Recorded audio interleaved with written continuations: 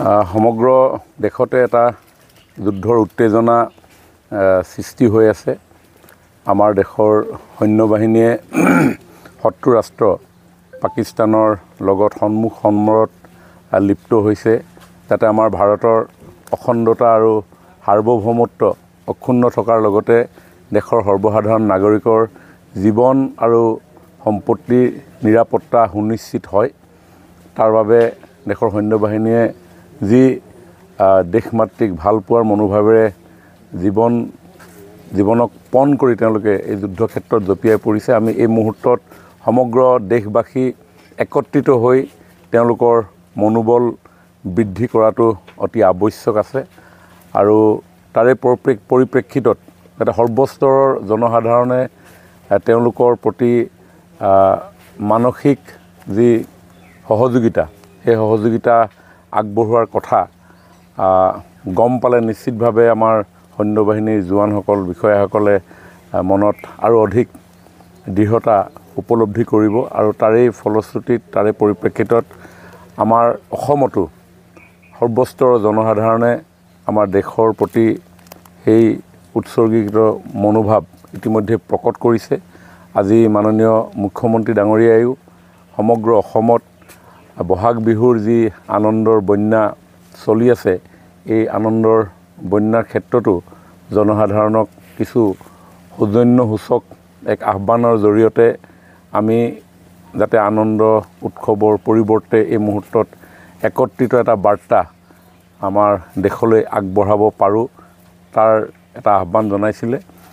আৰু দেশৰ এই বৃহৎ স্বাৰ্থৰ প্ৰতি লক্ষ্য ৰাখি মাননীয় মুখ্যমন্ত্ৰী ডাঙৰীয়াৰ আহ্বানৰ প্ৰতি সন্মান জনাই 53 কেন্দ্ৰীয় ৰঙালী বিহু সন্মিলন, যিখনৰ বয়সৰ লেখেৰে এতিয়া ৩০তম বৰ্ষত ভৰি দিছে, খুব সুন্দৰভাৱে বৃহৎ অঞ্চলৰ ৰাইজ একত্ৰিত হৈ এই অনুষ্ঠানটি কৰি আহিছে। বিভিন্ন ধৰণৰ ব্যতিক্ৰমী চিন্তা এই বিহু সন্মিলনৰ জৰিয়তে প্ৰকাশ ঘটি আহিছে যোৱা দিনবিলাকত।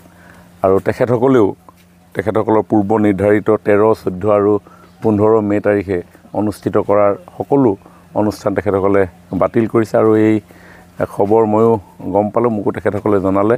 আৰু অহা কাইলৈ যিহেতু কেবিনেট বৈঠক আছে, আৰু কেবিনেট বৈঠকলৈ গৈ থকা অৱস্থাতে 53 কেন্দ্ৰীয় ৰঙালী বিহু সন্মিলনৰ যি বিহুতলী 53 মহাবিদ্যালয় প্ৰাংগণত উপস্থিত হৈ আমি উদযাপন সমিতিৰ বিষয়ববীয়াসকলৰ লগত বাৰ্তালাপত মিলিত হওঁ। মই এনেধৰণৰ দেশৰ প্ৰতি সন্মান জনাই 53 কেন্দ্ৰীয় ৰঙালী বিহু সন্মিলনে যি সিদ্ধান্ত গ্ৰহণ কৰিছে, মই তেখেতসকলক ধন্যবাদ জনাইছোঁ, কৃতজ্ঞতা জনাইছোঁ। আৰু সমগ্ৰ অসমবাসীক আমি অতি দুখেৰে এটা কথা জনাবলগীয়া হৈছে যে ৩০তম বাৰ্ষিক যি 53 কেন্দ্ৰীয় ৰঙালী বিহু সন্মিলন আছিল, এই সন্মিলনৰ ৮০% প্ৰস্তুতি ইতিমধ্যে আমি সম্পূৰ্ণ কৰিছিলোঁ।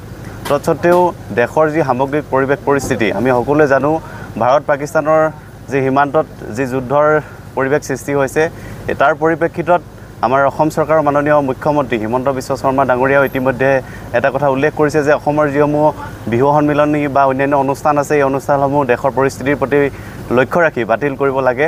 আৰু আমি মুখ্যমন্ত্ৰীগৰাকীৰ সেই আহ্বানৰ প্ৰতি সঁহাৰি জনাই আমাৰ উদযাপন সমিতিৰ সকলো কৰ্মকৰ্তাই আলোচনা কৰি আমাৰ ইমান প্ৰস্তুতিৰ পাছতো আমাৰ 53 কেন্দ্ৰীয় ৰঙালী সন্মিলনখনি আমি বাতিল কৰিবলৈ বাধ্য হৈছোঁ, আৰু আমি বাতিল হৈছে বুলি ঘোষণা কৰিছোঁ। অহা আমাৰ ইংৰাজী 13, 14 আৰু 15 মে তাৰিখে আমাৰ এই সন্মিলনখনি অনুষ্ঠিত হোৱাৰ কথা আছিল।